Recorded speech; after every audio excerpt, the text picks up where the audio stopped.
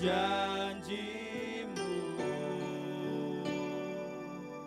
ku percayakan hidupku.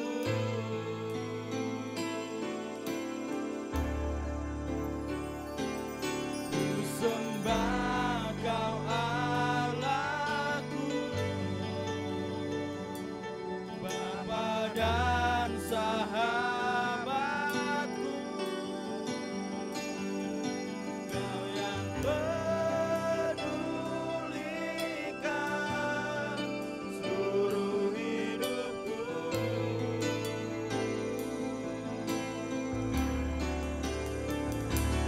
Walau lewati lembah, aku tak ditinggalkan. Yesus kekuatan di hidupku.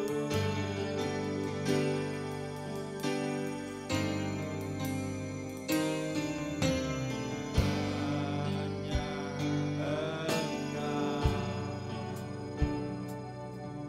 Juru Selamatku,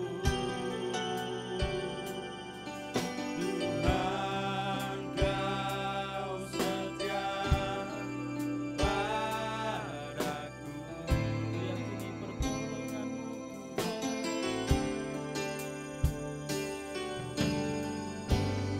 Yakini pertolongan-Mu, ku yakini pertolongan-Mu takkan terlambat bagiku. Kami sembah Kau Allahku, Bapa dan sahabatku,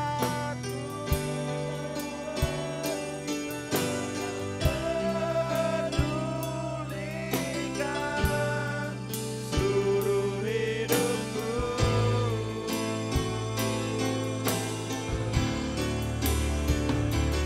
Walau lewati lembah, aku tak ditinggalkan. Yesus, Yesus kekuatan di hidupku. Dan ku sembah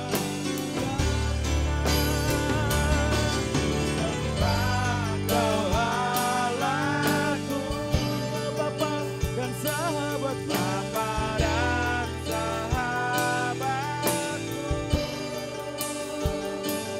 Kau yang pedulikan seluruh hidupku.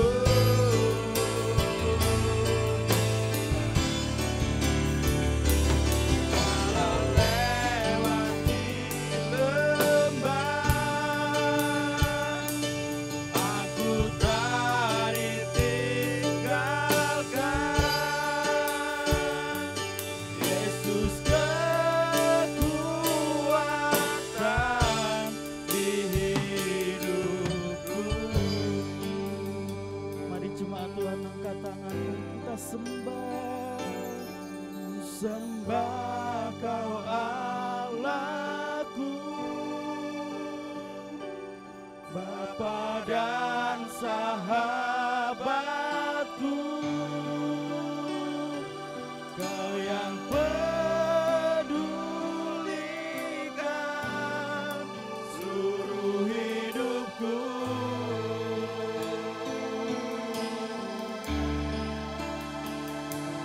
Walau lewati lembah,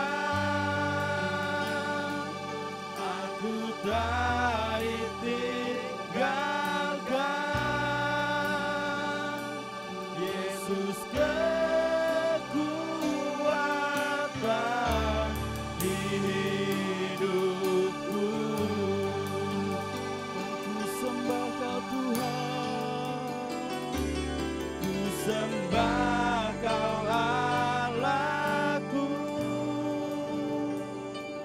Bapa dan sahabatku,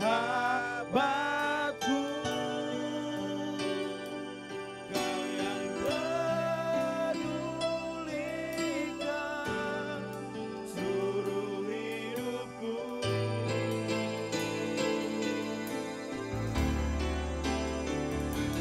Walau lewati lembah, aku tak ditinggalkan. Yesus kekuatan di hidupku. Aku sembah Kau Tuhan, sembah Kau Allahku, Kau Bapa dan sahabatku. Bapa dan sahabatku, Kau yang pedulikan seluruh hidupku.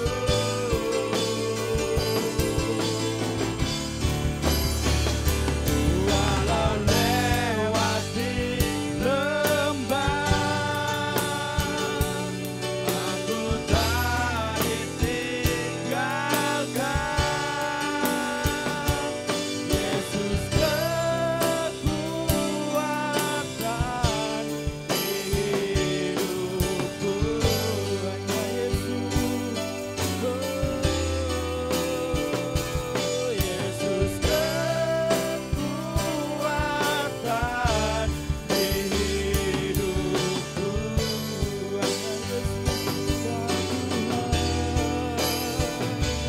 Hanya Yesus kekuatan di hidupku.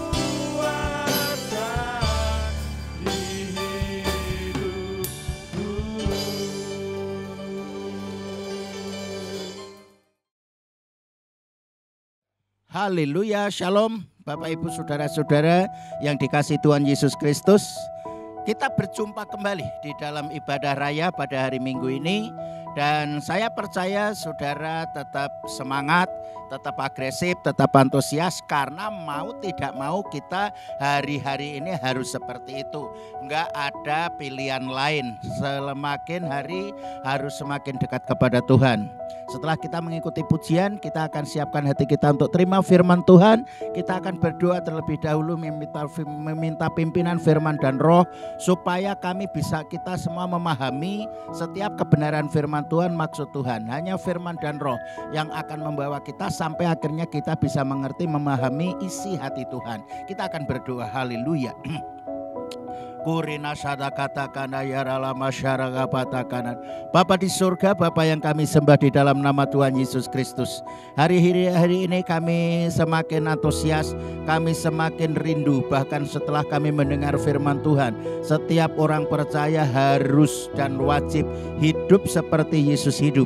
Karena itu Bapa, hari-hari ini kami akan semakin banyak belajar dan menata hidup kami semakin berkenanan kepada Tuhan.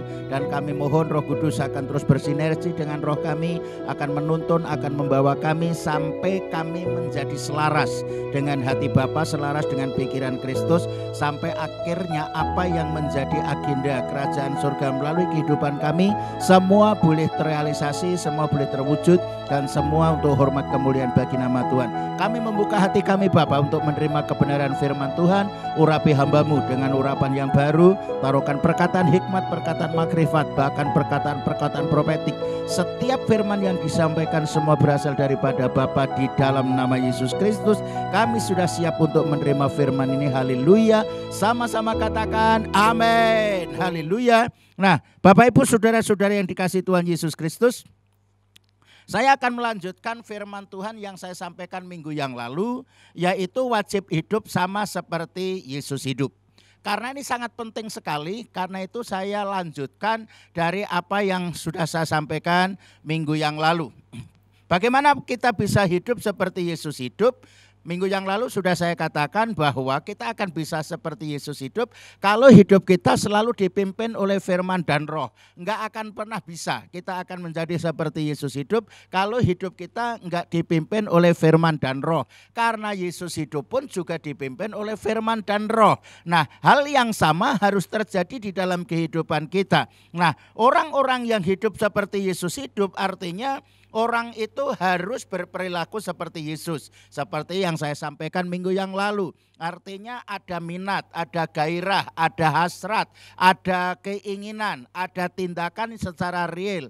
Bahkan ada dinamika roh yang ada di dalam diri kita yang akan mendorong, menggerakkan hidup kita, bahkan mendesak diri kita untuk melakukan setiap kebenaran firman Tuhan yang sudah kita terima. Nah, oleh sebab itu saudara-saudara yang dikasihi Tuhan Yesus Kristus, Yesus hidup dan kita hidup seperti Yesus digambarkan seperti pokok anggur dan ranting. Yesus adalah pokok anggur yang benar, kita ini adalah ranting-rantingnya. Ya, kalau pokok itu pasti akan menghasilkan ranting-ranting seperti yang dikeluarkan oleh pokok. Kalau sampai pokok itu nanti ada ranting yang berbeda daripada ranting anggur, berarti ini pasti ada sesuatu yang tidak beres. Nah, oleh sebab itu saya akan mengajak Bapak Ibu Saudara-saudara untuk membaca firman Tuhan. Tetapi sebelum sampai kita pada aku adalah pokok anggur, saya akan mengajak saudara untuk membaca ayat yang sudah kita baca minggu yang lalu, yaitu 1 Yohanes pasal 2. Cuman sekarang saya tambah, kalau minggu yang lalu itu hanya ayat 6, ini mulai ayat yang keempat sampai ayat yang ke-6. Ayat 4 demikian firman Tuhan. Barang siapa berkata, aku mengenal dia, tetapi ia tidak menuruti perintahnya, ia adalah seorang pendusta. Dan di dalamnya tidak ada kebenaran. Ayat yang kelima, tetapi barang siapa menuruti firman-Nya, di dalam orang itu sungguh sudah sempurna kasih Allah. Dengan itulah kita mengetahui bahwa kita ada di dalam Dia. Ayat 6, ini ayat masnya. Barang siapa mengatakan bahwa ia ada di dalam Dia, ia wajib hidup sama seperti Yesus hidup. Ayat yang keempat, ayat yang kelima dikatakan kita ini untuk mengetahui apakah kita ini hidup di dalam Dia, maksudnya di dalam Yesus atau tidak, itu ngeceknya gampang. Itu ngeceknya gampang. Bagaimana cara ngeceknya apakah kita ini ada di dalam Tuhan atau tidak? Ya, kita ini taat enggak? Melakukan firman enggak? Kalau kita tidak melakukan firman Tuhan, tidak mentaati perintahnya, sekalipun saudara mengaku orang Kristen, Kristiani, mengaku pengikut Kristus, tetapi enggak mentaati, itu Alkitab berkata itu bohong.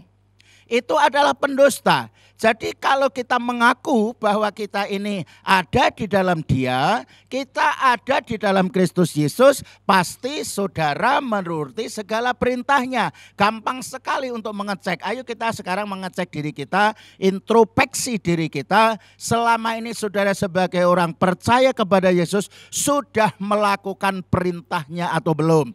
Nah, kalau belum masih ada kesempatan. Jangan ditunda-tunda. Ini sudah tiba saatnya. Ini sudah tiba waktunya. Gereja Tuhan, orang percaya mau tidak mau memaksakan diri kita, mendesak diri kita karena ini adalah hukum dan sifatnya wajib, harus kita melakukannya, enggak ada cara lain.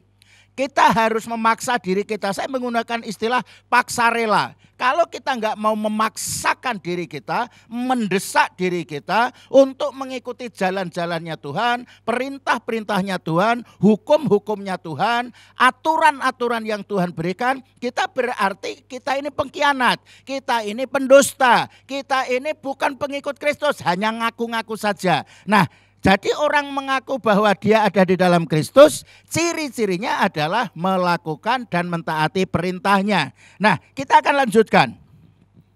Seperti yang sudah saya katakan tadi, kita akan membaca hidup seperti Yesus hidup, digambarkan seperti hubungan antara pokok anggur dan rantingnya. Di dalam Yohanes pasal 15, ayat 1 sampai ayat 8. Tetapi saya akan bacakan mulai ayat 1 lah.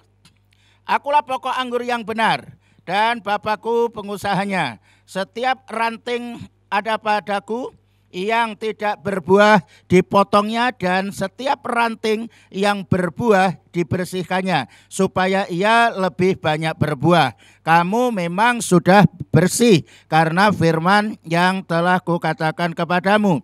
Tinggallah di dalam aku dan aku di dalam kamu, sama seperti ranting tidak dapat berbuah dari dirinya sendiri kalau ia tidak tinggal pada pokok anggur. Demikianlah juga kamu tidak berbuah jikalau kamu tidak tinggal di dalam aku. Akulah pokok anggur dan kamulah ranting-rantingnya. Barang siapa tinggal di dalam aku dan aku di dalam dia, ia berbuah banyak, sebab di luar aku kamu tidak dapat berbuat apa-apa. Barang siapa tinggal di dalam aku,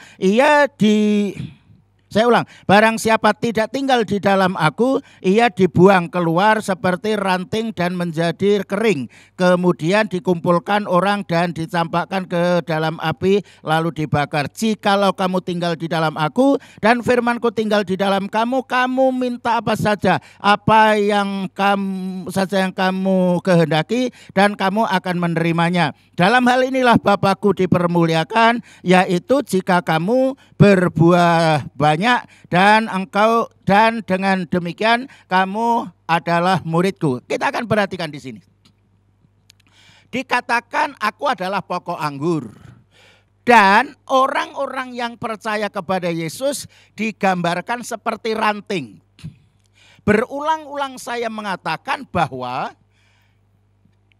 ranting itu harus tetap tinggal secara permanen di dalam pokok. Dan secara otomatis pokok itu akan mensuplai kepada ranting. Baik itu nutrisi, baik itu di sini dalam arti pikiran Kristus, perasaan Kristus, hikmat Kristus, pengetahuan Kristus, kesehatan Kristus, kekayaan Yesus, semua itu akan dialirkan, akan disuplai kepada setiap ranting yang tinggal di dalam dia. Sedangkan di sini dikatakan aku adalah pokok anggur yang benar. Artinya Yesus akan mensuplai kebenaran di dalam kehidupan kita secara permanen. Kebenaran itu adalah bagian kerajaan surga.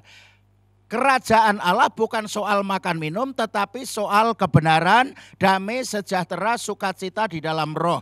Artinya ketika kita setiap hari mendapatkan suplai kebenaran dari Yesus, kebenaran itulah yang akan memerdekakan kita. Sekeliling kita sudah banyak iblis berusaha untuk menipu dan memperdaya. Sedangkan tipuan itu hanya bisa dikalahkan lewat kebenaran. Kebenaran itulah yang memerdekakan. Sedangkan Yesus akan mensuplai kebenaran itu di dalam kehidupan kita secara permanen. Melalui kebenaran firman, melalui hikmatnya, melalui persekutuan. Dan ini adalah tanggung jawab hidup kita. Jadi kalau saya katakan dan Alkitab berkata, kita hidup seperti Yesus hidup, saudara jangan punya bayangan terlalu berat.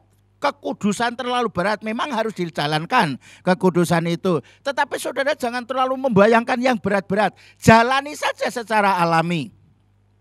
Yang harus saudara pahami, hidup seperti Yesus hidup bukan hal-hal rohani saja. Yesus sebelum dia menjalankan tugasnya setelah umur 30 tahun selanjutnya, tapi sebelumnya dia itu kan dikatakan tukang kayu oleh orang-orang yang ada di Nazaret di sana. Nah, jadi kita menjalankan aktivitas seperti biasa, kita orang biasa. Tetapi kita tetap menjaga kehidupan kita supaya kita ini tetap hidup di dalam kebenaran firman Tuhan, hidup di jalan-jalannya Tuhan. Itu yang dimaksud. Dan yang harus saudara pahami bahwa seperti Yesus hidup, setahu saya, Yesus itu enggak pernah sakit, Yesus itu enggak pernah pilek, Yesus itu enggak pernah kekurangan, Yesus itu tidak pernah pegelinu, dan itulah yang Tuhan mau di dalam kehidupan kita. Maka Yesus mensuplai kuasanya, mensuplai kebenarannya, mensuplai kebenaran, mensuplai damai sejahtera. Damai sejahtera disuplai kepada kita, diberikan kepada kita supaya suasana hati kita, suasana pikiran kita dipenuhi damai sejahtera dari hari ke hari. Itu yang Tuhan mau. Itu yang Tuhan mau kepada anak-anaknya. Yesus sebelum disalibkan, dia berkata, damai sejahtera aku tinggalkan kepadamu, damai sejahteraku aku berikan kepadamu. Damai sejahtera yang aku berikan kepadamu tidak seperti damai sejahtera yang diberikan oleh dunia. Dunia memang bisa memberi damai sejahtera, tetapi itu tergantung situasi dan itu sifatnya tidak permanen. Tetapi damai sejahtera yang Tuhan berikan kepada kita, situasi seperti apapun, kekurangan seperti apapun, tetap bisa dibuat damai sejahtera di dalam hati kita. Karena apa? Damai sejahtera itu bagian daripada kerajaan surga. Artinya ketika di dalam diri kita ada Roh Kudus. Roh itulah roh damai sejahtera, sukacita di dalam Kristus. Nah, itu yang Tuhan mau saudara-saudara. Jadi kalau kita hidup di dalam Yesus, kita tinggal di dalam Yesus, kita hidup seperti Yesus, sebenarnya tidak terlalu sulit. Tidak terlalu berat. Itu sangat mudah. Kita hanya kita melakukan kebenaran. Yang penting nggak berbuat dosa. Hanya gitu saja. Jadi seperti itu aja. Jadi nggak terlalu sulit, nggak terlalu susah. Hidup bersosialisasi, hidup bermasyarakat, hidup di mana-mana, hidup di lingkungan. Karena memang hidup kita harus membawa damai. Hidup kita hidup yang membawa sejahtera, membuat orang yang ada di sekitar ini happy, bersukacita. Hanya itu saja. Yang penting kita jangan berbuat dosa. Nah, selanjutnya saudara-saudaraku, setelah kita hidup seperti Yesus hidup, artinya seperti ranting yang tinggal di dalam pokok itu, kemudian di dalam kitab Yohanes pasal yang ke-14, Yohanes pasal 14 ayat yang ke-12. Ini orang-orang yang tinggal di dalam Kristus Yesus. Saya akan membacakan. Yohanes pasal 14 ayat 12. Aku berkata kepadamu, sesungguhnya barang siapa percaya kepadaku, ia akan melakukan juga pekerjaan-pekerjaan yang aku lakukan, bahkan pekerjaan-pekerjaan lebih besar daripada itu, sebab aku pergi kepada Bapa. Barang siapa yang percaya kepadaku. Tuhan gak pernah memberitakan agama. Pokoknya siapapun, kamu agama apapun. Yang penting percaya kepada Yesus akan melakukan juga pekerjaan-pekerjaan yang aku lakukan. Bahkan pekerjaan-pekerjaan lebih besar. Nah, kita akan lihat bagaimana Tuhan Yesus melakukan pekerjaan yang begitu luar biasa. Orang sakit disembuhkan, orang lemah dikuatkan, orang kekurangan diberkati, orang berdosa ditahirkan, orang terbelenggu, tertawan dilepaskan, dibebaskan, bahkan orang mati pun bisa dibangkitkan. Lah, Yesus tidak pernah berubah dulu, sekarang, sampai selama-lamanya. Persoalannya kan Yesus sudah naik ke surga, sudah kembali kepada Bapa. Tetapi pekerjaan ini kan masih terlalu banyak untuk menyelamatkan dunia ini. Maka Tuhan memanggil saudara-saudara, memilih saudara-saudara untuk percaya kepada Yesus. Dan kemudian Yesus memberikan tenaga dan kuasa untuk menjadi generasi pelanjut dari apa yang pernah Tuhan Yesus lakukan. Ini sifatnya legal, memiliki legalitas yang sangat-sangat diakui, bahkan surga sekalipun mengakui. Terbukti ketika kita melayani, ada begitu banyak orang yang kita layani. Orang lumpuh banyak yang bisa berjalan. Orang sakit banyak yang disembuhkan. Bahkan ada banyak orang yang kena santet tenung guna-guna dibebaskan. Teman-teman yang sudah selama ini mengikuti bersama-sama dengan saya sudah melihat bagaimana mujizat demi mujizat terjadi. Bahkan ketika kami di Tobelo ada sekitar 7 bahkan lebih orang buta sama sekali bisa melihat. Orang lumpuh yang sudah terkunci semua elemen-elemen jaringan-jaringan tubuhnya sudah nggak bisa berbuat apa-apa, mujizat Tuhan terjadi. Jadi kalau Tuhan berkata, barang siapa yang percaya kepadaku akan melakukan juga.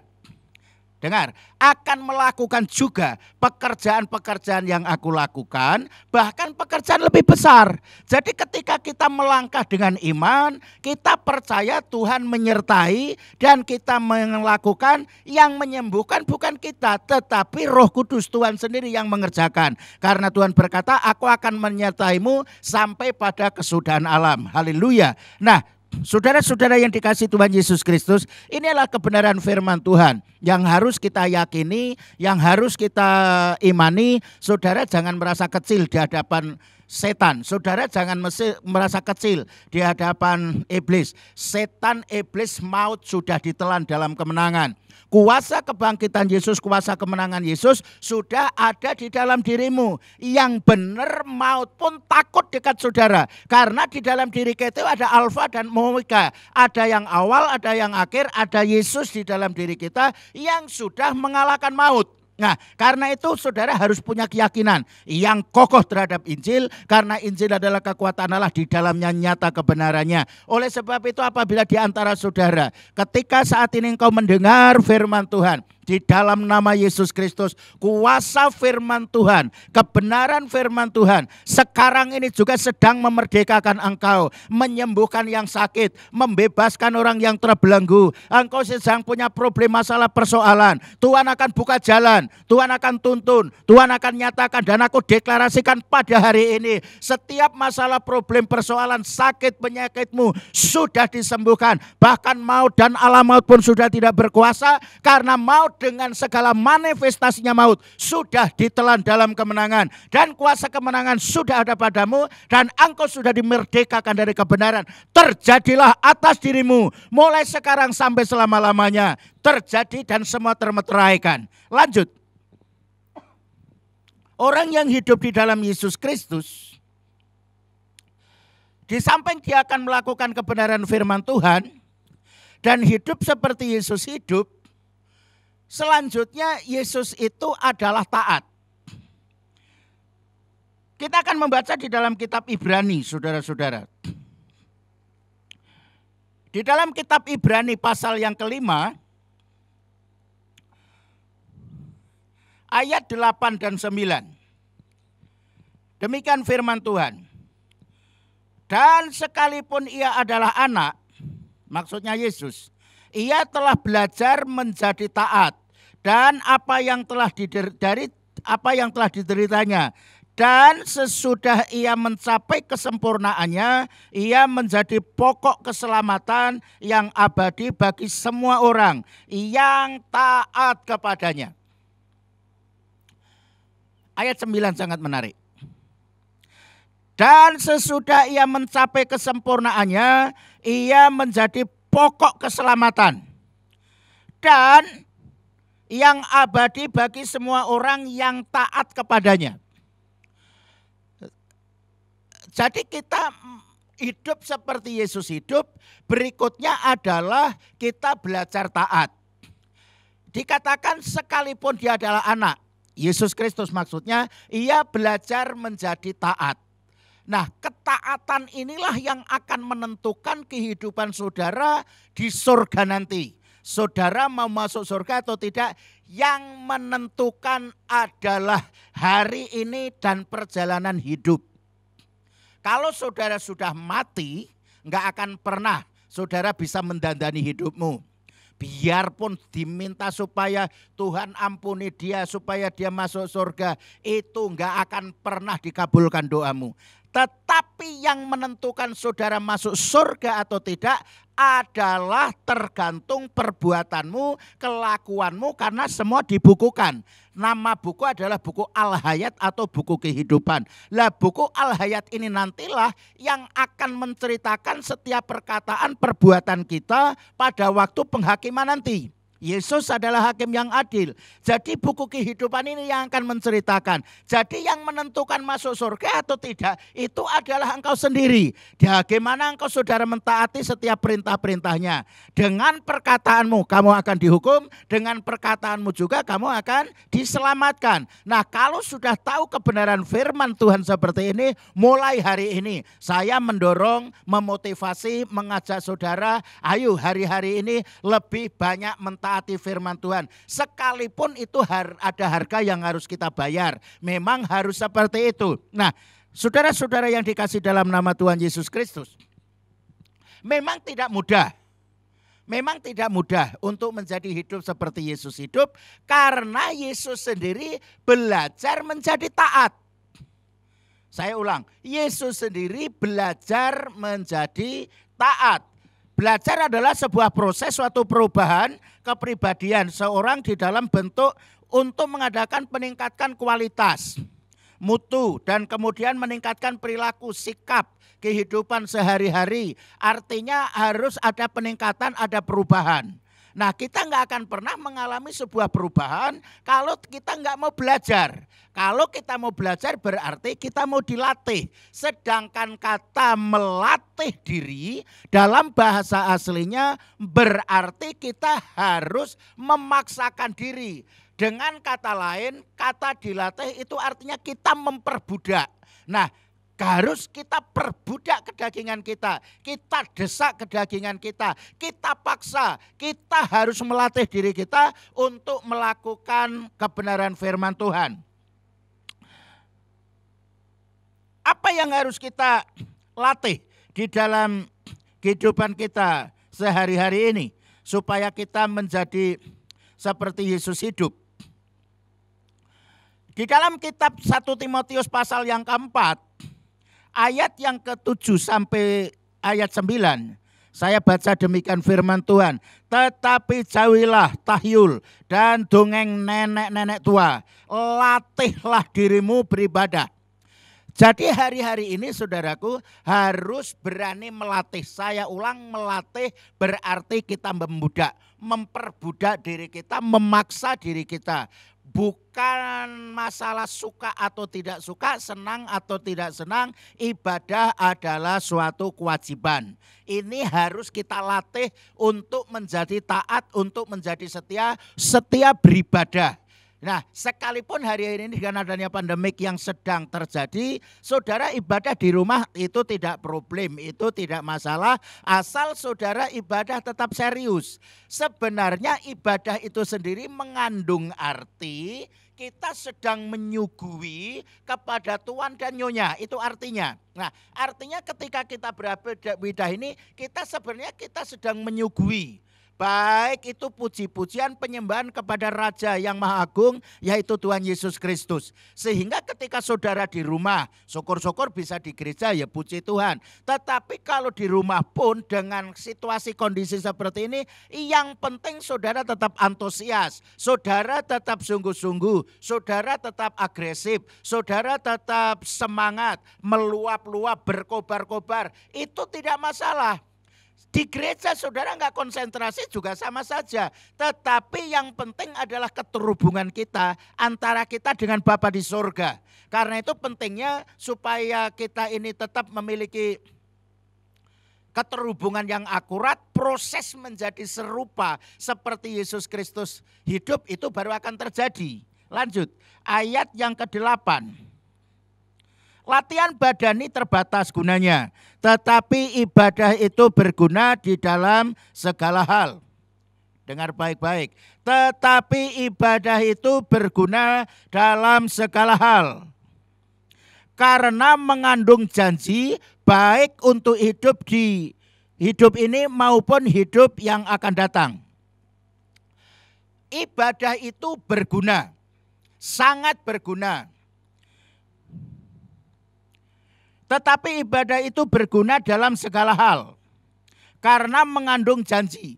Jadi janji-janji Tuhan itu akan diberikan kepada kita. Seperti tadi di dalam kitab Ibrani. Yesus adalah pokok keselamatan. Dan setiap orang-orang yang percaya dan mentaati dia baru akan mendapatkan keselamatan itu. Karena dia adalah pokoknya, kita rantainya. Kalau Yesus pokok keselamatan, kita ada di dalam dirinya. Di dalam Roma pasal 8 ayat 1 dan 2 di sana dikatakan, barang siapa tinggal di dalam Kristus, mereka tidak lagi mendapatkan penghukuman karena Roh telah memerdekakan kita dari hukum dosa dan maut. Nah, sekarang ini firman Tuhan sedang mengandung janji. Nah, kita orang-orang percaya yang benar. Saya ulang, orang percaya yang benar menikmati surga itu bukan nanti waktu mati. Enggak. Selama saudara ada di dunia ini, mestinya saudara sudah menikmati realita kerajaan surga. Ada kuasa, ada kebenaran, ada damai sejahtera. Karena itu Yesus mengajari kita cara berdoa. Jadilah kehendakmu di bumi seperti di surga. Jadi saudara di bumi itu mestinya harus menikmati suasana surga. Karena itu damai sejahtera ditinggalkan kepada kita, diberikan kepada kita. Dan Roh Kudus pasti akan mengontrol suasana hatimu supaya tetap ada damai sejahtera. Kita lanjut. Karena itu kita harus melatih diri, mengosongkan diri dari segala keinginan-keinginan duniawi. Saudara jangan merasa keberatan.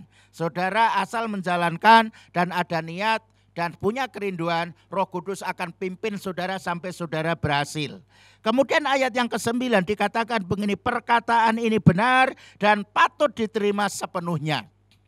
Nah, apa yang patut diterima sepenuhnya perkataan yang benar ini, yaitu kita perlu melatih diri kita untuk rajin taat firman Tuhan, rajin beribadah. Karena ini sangat penting sekali, janji-janji Tuhan akan diberikan kita, janji-janji Tuhan akan dinyatakan. Karena Tuhan gak mungkin ingkar janji, apa yang dijanjikan pasti akan terjadi. Dan saat ini kau yang sudah mendengar firman Tuhan, mendengar janji Tuhan, aku berdoa di dalam nama Tuhan Yesus Kristus, hari ini janji Tuhan itu digenapi di dalam hidupmu, bahwa saudara dimerdekakan dari segala sakit penyakit, dimerdekakan dari penderitaan, dimerdekakan dari kesusahan, dimerdekakan dari gangguan-gangguan si setan, si iblis. Saudara terus dimerdekakan. Karena itu pentingnya engkau tetap tinggal di dalam Kristus, hidup di dalam jalan-jalannya Tuhan, dan engkau terus akan dipimpin oleh firman dan Roh. Mulai hari ini aku menyatakan engkau tidak lagi mengalami kelemahan, engkau tidak lagi mengalami kesulitan,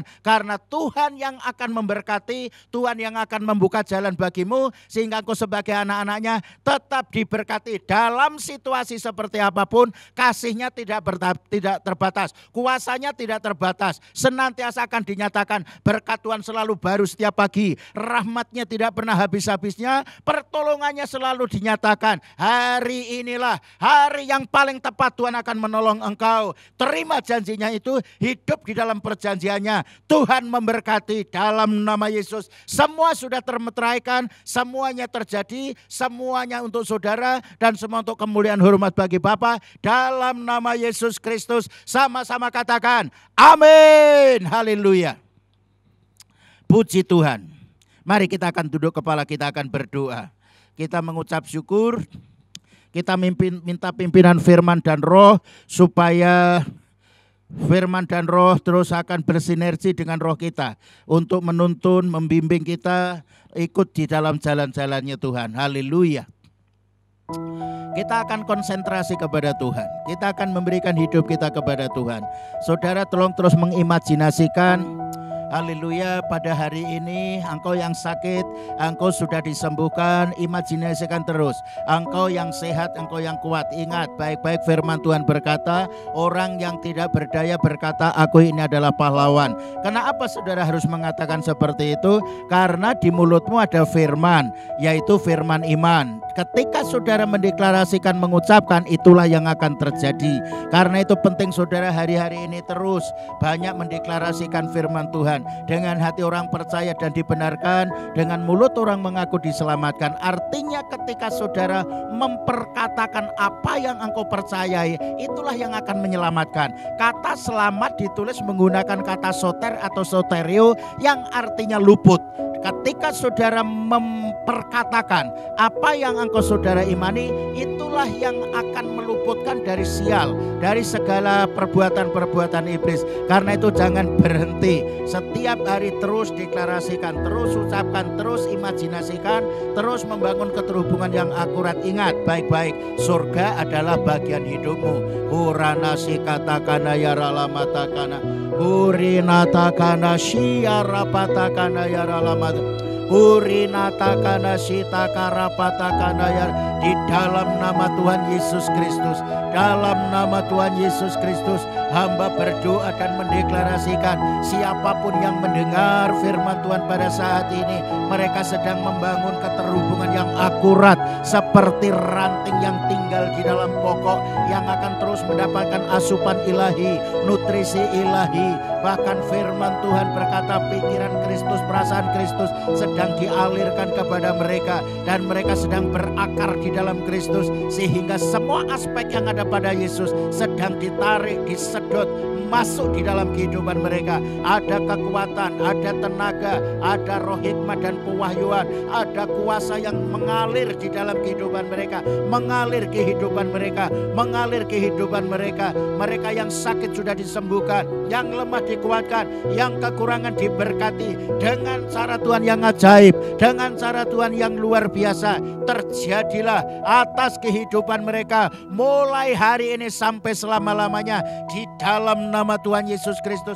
Tidak ada lagi kelemahan, tidak ada lagi sakit penyakit, tidak ada virus, kuman bakteri yang mendekat mereka, karena Yesus yang ada, yang sudah ada, yang akan datang, yang maha kuasa selalu beserta dengan mereka, selalu bersama-sama dengan mereka. Dan kami percaya Bapa, pada hari ini kami sekali lagi mendeklarasikan saat ini COVID-19 yang masih melanda di dunia, terutama di Indonesia, di dalam nama Yesus Kristus semua sudah dibinasakan, dilenyapkan oleh kuasa darah Yesus. Pasien semua sudah disembuhkan, para dokter, suster, para medis, mereka semua sudah diproteksi dengan darah Yesus, sehingga tidak ada penyakit menular yang bisa menyentuh mereka. Kami menyerahkan semua diberkati, dijaga, dilindungi. Kami memberkati Presiden Jokowi beserta dengan wakilnya, semua jajaran menteri, semua lembaga negara, TNI, Polri, sampai pemerintah daerah diberkati. Mereka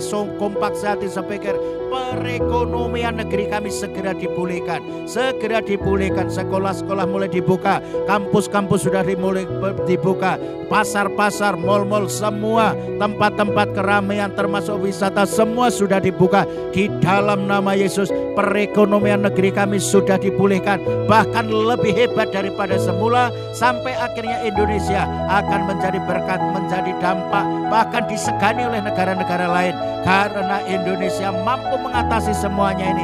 Di dalam nama Tuhan Yesus Kristus terjadi atas negeri kami, negeri yang diberkati, negeri yang subur dan makmur, diberkati dalam segala aspek kehidupan mereka. Di dalam nama Tuhan Yesus Kristus, terpujilah namamu Bapa. Setiap anak-anakmu, hamba-hambamu yang mendengar firman Tuhan, baik itu mereka yang ada di rumah, baik yang di kos-kosan, baik itu yang ada di gereja, dimanapun mereka berada, biarlah kasih anugerah-Mu turun atas mereka. Mereka semua diberkati, mereka mendapatkan otoritas kuasa dari Tuhan Yesus. Dan sebentar kami akan mengakhiri ibadah raya ini. Kiranya kasih dan anugerah dari Allah Bapa, cinta kasih dari Tuhan Yesus, persekutuan, damai sejahtera dalam Roh Kudus akan selalu berdaulat menyertai kami, memprotek kami, menjaga, melindungi kami, bahkan menuntun membawa hidup kami semakin hari semakin selaras dengan kehendak-Mu. Di dalam nama Yesus semuanya sudah termeteraikan, semua jadi, semua untuk hormat kemuliaan bagi nama Bapa, dalam nama Yesus Kristus Tuhan. Haleluya, sama-sama katakan amin. Haleluya, shalom. Tuhan memberkati saudara-saudara semua. Haleluya, sampai berjumpa hari Minggu yang akan datang. Tuhan Yesus memberkati.